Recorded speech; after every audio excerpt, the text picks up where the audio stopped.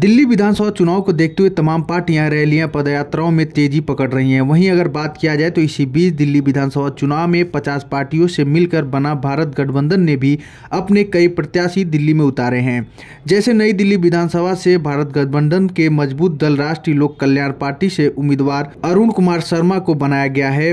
वहीं इसी बीच राजेंद्र नगर विधानसभा से राष्ट्रीय लोक कल्याण पार्टी के अध्यक्ष इंद्रप्रीत को प्रत्याशी बनाया था, लेकिन उनका नामांकन रद्द होने के बीच चुनाव मैदान में नहीं उतर पाए। लेकिन अब दिल्ली चुनाव ने एक रोमांचक मोड़ पकड़ लिया है। 50 पार्टियों से बनकर भारत गठबंधन में मजबूत दल राष्ट्रीय लोक कल्याण पार्टी ने एक प्रेस वार्ता का आयोजन किया, जहां उन्होंने आम आदमी पार्टी और भारतीय जनता पार्टी से अपने आप को खतरा बताया। राष्ट्रीय लोक कल्याण पार्टी के राष्ट्रीय अध्यक्ष ने कहा कि हमने जब से दिल्ली में बोल दिल्ली बोल अभियान की शुरुआत की और अपना जन घोषणा पत्र जारी किया, तभी से आम आदमी पार्टी और भारतीय जनता पार्टी की तरफ से हमें रोकने की कोशिश की जा रही है।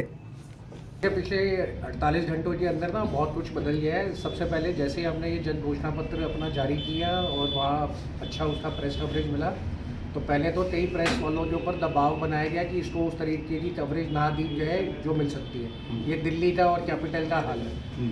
दूसरा, उसके साथ में हम लोगों ने जो देखा वो ये देखा कि जब हम लोगों ने कही बात कि भाई इस जन घोषणा पत्र को हम तीनों आप बीजेपी और कांग्रेस के पास लेके जाएंगे और उनको बोलेंगे कि दिल्ली जनता ये चाहती है, तो उसको हमने जब दिया तो किसी का भी इस तरीके से कोई रुझान नहीं आया कि वो इंटरेस्टेड है ये जानने में कि पब्लिक क्या जानती है।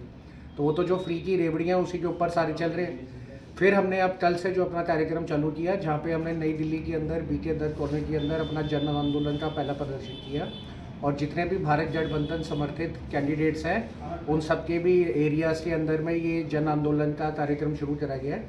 तो अब जो दो डेवलपमेंट हुई है जो आज बतानी जरूरी है। सबसे पहले इसके अंदर हम लोगों का जो ये हेडक्वार्टर है राजेंद्र नगर के अंदर, इसके आसपास बड़ी सारी गाड़ियाँ, बड़े सारे अनजान चेहरे और ऐसे लोग दिखाई दे रहे हैं जो बिल्कुल ही किसी तरीके की हादसा का शिकार होने के कगार पे ये ऑफिस खड़ा है।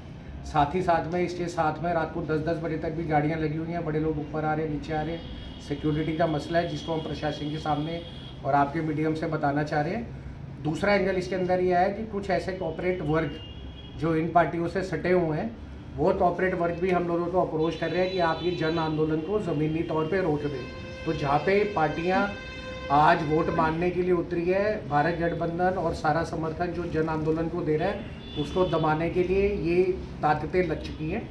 और साथ ही साथ में जैसे ये घोषणा पत्र जारी किया गया तो दिल्ली के अंदर 1984 की रिहेबिलिटेशन कॉलोनीज के लोग, जैसे सरदार कॉलोनी सेक्टर 16, वहाँ के लोग जुड़े हैं क्योंकि वहाँ पे भी हर घर घर में ना तो कोई रोज़गार है और नशे का बहुत ज़्यादा सेवन हो रहा है। वो चाहते हैं उनके बच्चे बर्बाद ना हो।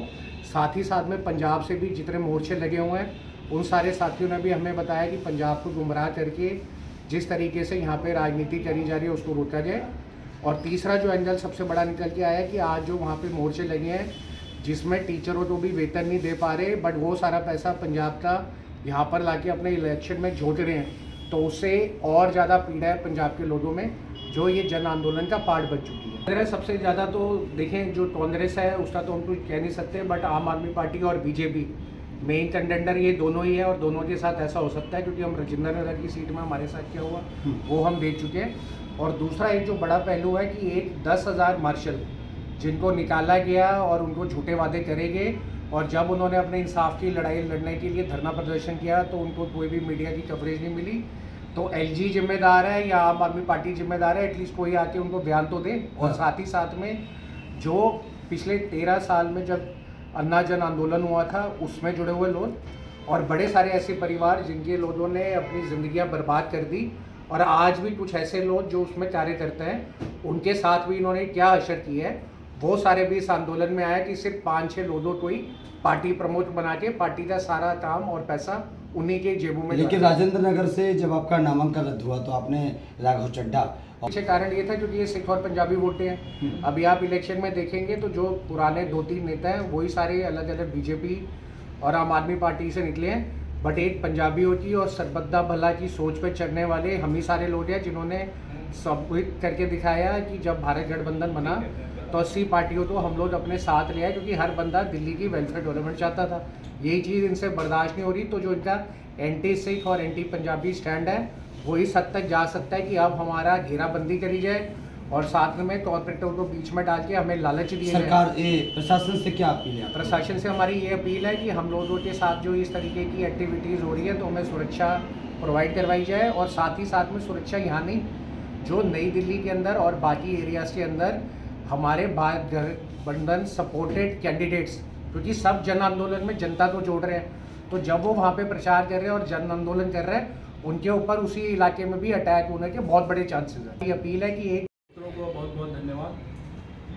आप सभी आए, आपको सभी को गणतंत्र दिवस की शुभकामनाएं।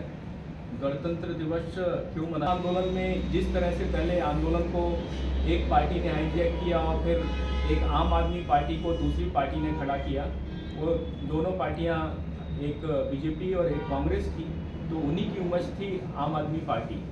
अब आम आदमी पार्टी जो है दिल्ली की सत्ता पर पिछले 3 बार से काबिज है, और दिल्ली की जो दुर्दशा हुई है पिछले 12 साल में वो किसी से छुपी नहीं है। ना आज हवा साफ है, ना पानी साफ है, ना लोगों का वो साफ है, और साथ ही साथ यहाँ पे नशाखोरी बढ़ गई है, बेरोजगारी बढ़ गई है, लोगों की पर कैपिटा इनकम बढ़ी नहीं है, महंगाई बढ़ गई है। तो ऐसी स्थिति में ये जितने भी आंदोलनकारी हैं, जन आंदोलनकारी, उन्होंने जो केजरीवाल जिनको